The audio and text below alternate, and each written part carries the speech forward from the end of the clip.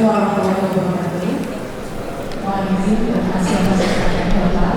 Perkenalkan, nama saya Ana dari Direktorat Jenderal Keuangan Perusahaan.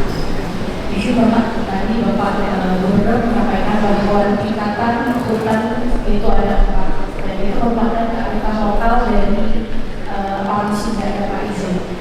Beberapa hari yang lalu, Green merilis bahwa kearifan lokal bisa disandingkan dengan sains, di mana kearifan lokal tingkatan hutan tadi bisa menjadi langkah atau upaya dalam mitigasi bencana. Kemudian yang ingin saya tanyakan, bagaimana upaya Provinsi Jawa Barat dalam meningkatkan, dalam menjaga tingkatan hutan tadi, kemudian memenuhi kebutuhan dari perumahan dan ketahanan pangan dan memitigasi bencana. Bapak mohon izin, terima kasih. Assalamualaikum warahmatullahi wabarakatuh. Oke, tadi belum bertanya Pak. Saya tahan. Tapi kayaknya hari ini Mas saya nggak bisa nahan lagi Pak. Jadi saya sangat senang dan bangga hari ini di hadapan saya ada gubernur saya dan ada wali kota saya. Saya kebetulan tinggal di Depok, Pak Gubernur, dan sekaligus juga ada Pak Wali. Saya juga mau kasih tahu Pak Wali bahwa ada warganya yang kerja di Kementerian Perumahan. Dan Pak Wali di sini tujuan saya warga Pak Wali yang kerja di Kementerian Perumahan dan tinggal di saya, kami diberikan informasi dan ini perlu kami tahu Pak. Di Jawa Barat ini ada kurang lebih 27 kabupaten kota dan itu bukan jumlah yang sedikit. Gimana metode Pak Gubernur untuk melaksanakan pembangunan di Jawa Barat ini secara adil dan merata tanpa ada memihak satu kabupaten atau kota yang ada ini? Itu yang pertama. Kemudian yang kedua, saya juga sangat salut ya Pak Gubernur.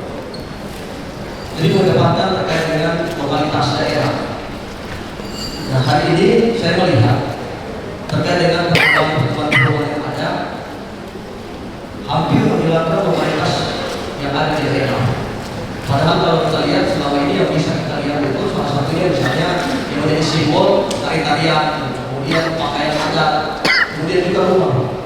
Nah kira-kira menurut Pak Gubernur, program pengembangan perumahan di Jawa Barat ini, ya atau mungkin di beberapa daerah-daerah yang lain, apa lebih pada pendekatan modernisasi atau lebih pada pendekatan lokalisasi? Itu yang kedua Pak. Kemudian yang ketiga Pak, nah ada hal yang menjadi kekhawatiran kita terkait dengan program perumahan. Betul yang disampaikan Pak Gubernur tadi bahwa sekarang yang menjadi persoalan adalah populasi penduduk yang terus bertambah. Saya dulu Pak kalau pulang ke kampung, saya masih ingat kali masih di lahan. Itu setiap petugas dari KPN yang ada di daerah dia nulis Pak, banyak anak itu bikin susah. Kemarin saya pulang, itu dibalik Pak Gubernur. Dulu banyak anak bikin susah, sekarang banyak anak justru banyak rezeki. Mungkin jangan sampai dia yang menjadi populasi ini dari keluarga gagal gitu Pak. Kira-kira untuk menyikapi ini, hal apa yang pendekatan program bisa kita lakukan supaya penyediaan perumahan itu tidak sekedar hanya menyediakan rumah, tetapi populasi yang pertama sementara lahan yang tidak pernah bertambah. Mungkin itu sementara kami dapat kami sampaikan. Terima kasih. Kenapa? Di negara manapun negara mengatur. Di Jepang negara atur loh rumahnya bentuknya di apa, lebarnya berapa, panjangnya berapa, ngadepnya kemana. Di Australia sama. Setiap yang bangun rumah maka izin mendirikan bangunan itu di negara lain itu teknis. Bahkan misalnya ada satu negara yang mengembangkan karena warganya itu tidak punya waktu untuk berkumpul dengan keluarganya karena sibuk. Maka negara itu mengeluarkan kebijakan wali kotanya, rumah itu harus besar ke dapur. Kenapa? Karena sebelum pergi kantor, sebelum pergi kerja, mereka bisa makan bersama dan berkumpul di dapur. Indonesia, IMB yang dikeluarkan oleh kota dan kabupaten itu lebih administratif. Bahkan dulu mungkin itu adalah sumber pendapatan sebelum dihapus. Kita ini belum ngatur itu Pak. Sehingga ada yang bangun rumah gede banget segede lapangan bola, ada yang rumah kecil banget, Ada yang bikin pagar seenaknya sekian meter ke atas. Ini problem. Keinginan saya ke depan, perumahan itu diatur secara detail. Untuk apa? Untuk membangun harmoni lingkungan. Maka silakan Bapak cek hari ini. Ketika banjir, apa keributannya adalah perumahan membuat pagar, yang pagarnya itu membuat banjir perkampungan, ribut sekarang bongkar pagar. Ada lagi yang bangun rumah kemudian tidak memberikan akses jalan bagi yang lain, ribut. Ada lagi yang bangun rumah gang untuk lewat, orang nggak bisa, akhirnya susah ketika orang bingung pasar meninggal. Ini problem loh di perkotaan, dan ini akut. Nah, untuk itu maka harus dimulai dari kebijakan penataan ruang. Setelah kebijakan penataan ruang, kebijakan perumahan. Menurut saya negara harus mulai membuat standarisasi. Rumah terkecil itu ukurannya sekian, rumah terbesar ukurannya sekian, karena ini negara Pancasila. Di negara liberal aja diatur. Ini negara Pancasila nggak diatur. Nah, problem kita ini untuk apa? Membangun harmoni. Ini kan Bapak keliling Indonesia. Yang kedua, kearifan. Ini sebenarnya kearifan lokal itu. Lokalisme itu ada sains. Misalnya saya katakan, kenapa orang Sunda Pegunungan itu membangun rumahnya harus terbuat dari bambu atau kayu tanpa dipaku, tapi diikat. Kemudian pakai tatapakan. Kenapa? Karena daerahnya rawan terhadap bencana dan menghindari ular yang naik. Berapa ideal dalam kaidah Sunda sebuah kampung? 40. Siapa yang berikan contoh? Baduy. Baduy itu menggambarkan sebuah peradaban. Bagaimana? Rumah harus 40, lebih dari situ harus keluar dari Baduy dalam. Kenapa? Nanti kalau terus jadi 60, sumber pangannya habis, terlalu banyak yang mengkonsumsi. Kebutuhan MCK-nya menjadi rusak sungainya. Kemudian ekosistem lingkungannya menjadi rusak. Maka dia hanya sampai 40 rumahnya, nggak boleh lebih. Luar itu harus keluar. Kenapa? Mempertahankan kita ini. Standarisasi sebuah RT ada berapa rumah itu nggak ada. Bayangin perumahan, gimana kita punya pengetahuan yang cukup? Perumahan sangat sederhana. Kemudian membuat sebuah area, jumlahnya sangat banyak. Tidak pernah menghitung akses jalan.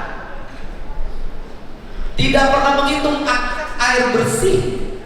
Tidak pernah menghitung akses pendidikan. Tidak, jarang dihitung sekali. Yang penting keluarin izin, kan begitu biasanya. Keluarin izin. Nah, ini harus segera terhindar. Kenapa?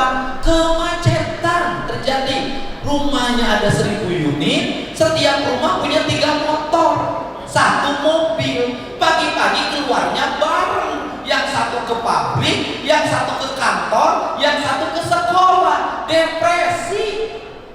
Terus ruang-ruang yang harusnya digunakan menjadi ruang publik, ruang terbuka hijau, diisi sama pedagang.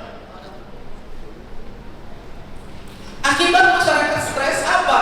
Penyakit meningkat, konflik sosial meningkat, gak rukun seumur hidup, ditambah lagi politik masuk, maka di situ konfliknya tidak pernah berakhir.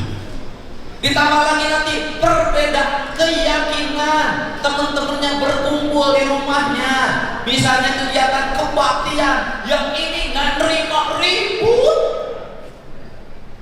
Di mana itu? Perumahan, sok di Depok. Yang ribut itu pasti perumahan. Padahal kalau dari sisi kapasitas pendidikannya mereka relatif baik. Sekolah. Kenapa pendidikan relatif baik sekolah tidak membangun harmoni? Mohon maaf, culture. Gimana culture-nya? Orang dengan keragaman culture dari seluruh Indonesia berkumpul pada sebuah tempat di mana tempat itu nggak ada hukum yang mengatur kebudayaannya, bahwa hukum masing-masing, bahwa perilaku dari daerahnya masing-masing, kumpul pada sebuah wilayah. Negaranya, daerahnya nggak punya aturan yang bisa ditegakkan dengan tegas, kekacauan. Karena ada hegemoni pada sebuah kelompok dari keanekaragaman. Saya contohkan, Indonesia itu dulu di kampung dibangun dengan kaca, dipimpin oleh ketua adat, dipimpin oleh ketua kampung, diatur semua berdasarkan hitungan mistik, urut, rapi, tertib, tertata. Berubah menjadi negara modern didasarkan undang-undang, ngadopsi konsepnya Amerika, ngadopsi konsepnya Inggris, ngadopsi konsepnya Belanda, ngadopsi konsepnya Singapura. Di Singapura tegas, hukum adat nggak ada, negara hadir, buang sampah polisinya nindak, ngeluarin ludah polisinya nindak, ngomongnya ketinggian polisinya nindak. Di Amerika sama, di Jepang sama, di Indonesia siapa yang nindak? Ada Satpol PP, kapan datang? Kalau disuruh wali kota, kalau disuruh bupati, nggak disuruh nggak jalan kok. Itu aturan teknis. Nanti problem kita di problem pemukiman adalah itu sistem. Saya contoh, dulu di perumahan ada tradisi 1 kali 24 jam tamu wajib lapor. Sekarang nggak pernah lapor RT. Sudah hamil 7 bulan di situ nggak ketahuan, ada mayat seminggu meninggal, nggak ada yang tahu. Kenapa? Sistem rumahnya berubah. Dulu rumah pakai jendela, ciri di rumahnya ada orang, pagi-pagi jendelanya dibuka. Sekarang kan rumah tanpa jendela karena faktor lingkungan, tanah dan udara yang di lingkungannya. Sekarang susah lagi mengidentifikasi di rumah itu ada orang atau tidak. Ini problem. Kan ini harus segera dibenahi. Saya tuh ngomong perumahan bukan hanya ketersediaan rumah untuk rakyat. Saya lagi mikirin juga bagaimana keberadaban dibangun. Untuk itu harus ada batasan izin. Pada sebuah area jangan terlalu banyak dengan jumlah ribuan. Kenapa? Akan menimbulkan problem lingkungan, problem sosial. Harus ada batasan kalau kita ingin berada. Nah, kemudian berhubungan sekali dengan persoalan culture yang saya katakan, Gunung Kudu Awian Lengkong Beruang, kemudian hutan, itu hutan tutupan, hutan tipan, hutan larang, awisan, hutan garapan. Kerana itu harus diterjemahkan. Kenapa? Agar terintegrasi. Saya setuju pulau. Satu pulau itu satu tata ruang teknis. Bayangin aja, tata ruang sekarang itu dibangun, disusun oleh kabupaten kota. Kalau gubernurnya nggak jeli baca, itu bisa jadi masalah. Kenapa? Di kabupaten ini diizinkan, tetanggaannya nggak diizinkan. Kalau sudah terjadi banjir, kan nggak bisa juga air dari Bogor datang ke Jakarta. Apakah nggak bisa? Ini nggak ada KTP Jakartanya, nggak boleh masuk, kan masuk juga. Kan harus terintegrasi. Terintegrasi itu bisa menjadi satu integrasi tentang alokasi pembiayaan. Jadi misalnya untuk membangun bangunan CBR, untuk membangun bangunan bendungan Cijureng, bendungan CBR, itu kalau misalnya bisa juga itu dibangun berdasarkan konsorsium antar provinsi, antar kabupaten. Kenapa? Karena itu kebutuhan dasar yang dinikmati manfaatnya oleh banyak orang. Kan bisa. Instrumen ini kan bisa dibangun. Nah, itu yang dimaksud dengan bagaimana 27 kabupaten kota terurus. Maka saya itu sejak jadi gubernur itu menggunakan perangkat instrumen yang dimiliki oleh gubernur itu mengatur teknis terhadap kabupaten kota. Gimana atur teknis? Saya contoh misalnya kebijakan negara.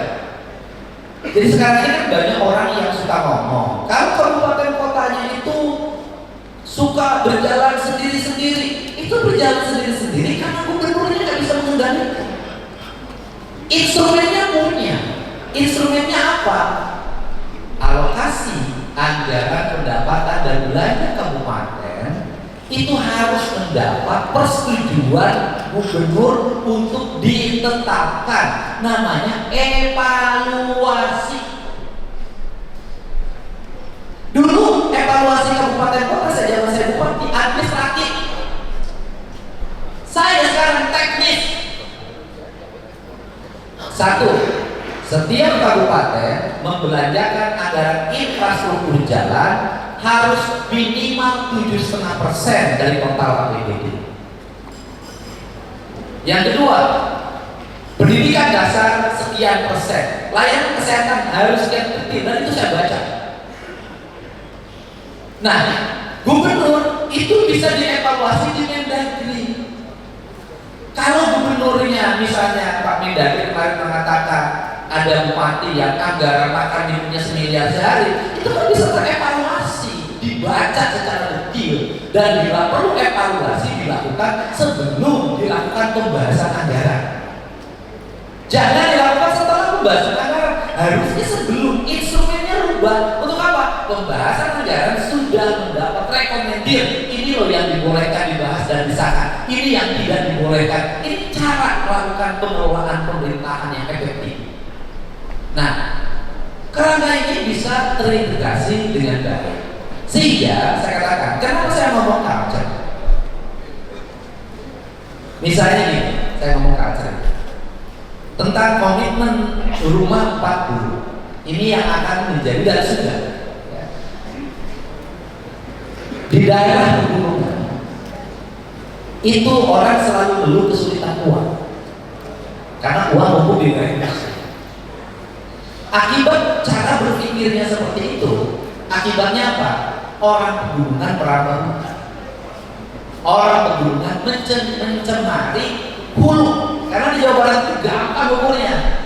Kebutuhan orang Bekasi, orang Kerawang, orang Subang, orang Indramayu terpenuhi oleh satu sungai yang namanya Citarum, dan puncaknya di Gunung Windu.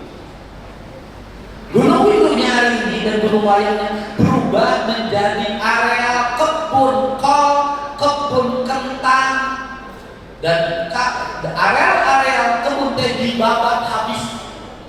Akibatnya apa? Sedimentasi Citarum dalam setiap waktu. Sedimentasi Citarum berdampak apa? Meningkatnya volume air di Citarum, akhirnya banjir di Karawang dan Bekasi salah satu. Sistematikanya bagaimana? Konsep rumah ada yang berbasis bambu dan kayu itu di areal pegunungan itu harus ditempatkan untuk apa?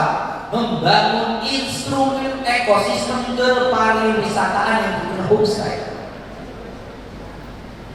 sehingga mereka memiliki kemampuan untuk satu, anaknya disekolahkan, dididik ilmu kepariwisataan. Setelah itu orang yang berwisata yang biasa tinggalnya di cottage, kemudian di hotel-hotel, itu sudah bisa mulai desa menjadi basic kepariwisataan. Maka fungsi rumah itu bukan hanya fungsi hunian, tetapi fungsi komersial. Ini melawan apa? Saya tegaskan, PTPN itu mengalami kerugian. Kenapa? Karena jajaran direksinya rata-rata tidak punya latar belakang. Dia harus mencari uang pres untuk setor sebagai dividen. Cari jalan cepat. Jalan cepatnya apa? Tanah-tanahnya dikontrakkan ke pusatnya pariwisataan. Siapa yang terbunuh? Mereka yang kulit metik enteh itu terbunuh, entehnya makin sempit produksinya, harganya makin turun, pendapatannya makin rendah. Rata-rata mereka itu upahnya di bawah 50.000, bahkan ada yang 27.000 sehari. Kemiskinan saja. Saya, dan ini akan mulai tahun ini, saya itu nawarin begini kepada mereka, Pak, itu bedeng-bedeng rumah itu yang dibangun zaman Belanda dan sebagian zaman pemerintah Orde Baru sudah diserahin ke Pemkot. Buat apa kali ini? Saya bangunin rumah-rumah panggung yang mirip rumah-rumah adat. Setelah itu apa? Kamarnya minimal 3 atau 4. Yang 2 kamar itu untuk siapa? Untuk nanti ya berkunjung ke kebun teh, nginepnya jangan lagi di tempat-tempat ini, tapi di sini. Apa yang akan terjadi nanti? Orang akan setia memetik teh bukan untuk keuntungan, tapi untuk keindahan. Dan keindahan itu melahirkan uang yang dinikmati oleh para pemetik itu. Cara ini tidak pernah dilakukan. Jadi ini perumahan. Nah, untuk itu Kementerian Perumahan harus mulai merumuskan standarisasi rumah dan bahan bangunannya. Ini rumah di gunung seperti ini daerah dataran tengah seperti ini di pantai seperti ini. Harus berbeda karakternya. Tidak bisa kita membuat menjadi sama. Kenapa? Karena culture-nya beda, udaranya beda, hembusan anginnya beda, karakter tanahnya beda. Maka tawaran saya waktu itu kepada mereka yang tinggal dekat bantaran sungai, saya minta rumah panggung. Dan terbukti ya di Karangliga yang banjirnya hampir 2,5 meter, saya maksain. Waktu itu saya nawarin 1.000, tapi desanya hanya kasih data 25. Dan saya bangunkan yang 25 itu rumah panggung dengan ketinggian 2,5 meter. Sekarang tuh masih bisa dibangun nanti atas. Di daerah bantaran sungai Citarum, Cibeker, menurut saya harus segera dirubah. Nggak bisa lagi di dataran yang rendah, rentan banjir, rumahnya tembok, kemudian lantainya langsung ke dasar. Yang terjadi hari ini yang disebut culture. Jadi problem dari kita dalam menyusun kerangka pembangunan adalah kelemahannya kita terlalu berorientasi pada pembangunan di tempat lain dan kita melupakan konsep dasar arsitektur pembangunan perumahan pemukiman di Indonesia, dan itu sebenarnya sudah diwariskan secara teknik, secara sains oleh kolonial Belanda. Bapak bisa lihat rumah-rumah era kolonial di perkebunan sampai hari ini masih kokoh, masih indah, masih asri, dan masih layak untuk dihuni. Nah, ini adalah contoh, dan ke depan tidak boleh lagi ada penumpukan perumahan di sebuah area yang menimbulkan konflik sosial, penurunan daya dukung lingkungan, dan kemudian juga penurunan ketahanan masyarakat terhadap penyakit. Ini juga harus menjadi bahan perhitungan kita. Dan karena kita ingin ke rumah vertikal, saya juga ngingetin potensi yang akan terjadi. Potensinya adalah kalau suatu saat orang yang tinggal di lantai 27-nya tidak lagi membayar uang sewa, listriknya dimatikan oleh pengelolanya, itu seperti kejadian di negara lain. Banyak orang meninggal di lantai atas, pas turun nggak dikasih akses lift. Kenapa? Dia nggak bayar. Akhirnya mayatnya digantung diturunkan. Ini plus minus rumah vertikal juga harus kita pikirkan. Jadi kita pikirkan, termasuk juga kebiasaan jorok keluarga kita. Kebiasaan jorok, dikasih rumah vertikal, kalau jorok bosan, selesai. Listriknya, akses liftnya bisa cepat mati. Lingkungan konflik di antara lingkungannya bisa kuat. Ini juga menjadi bahan yang harus hitungan di rumah vertikal. Terima kasih.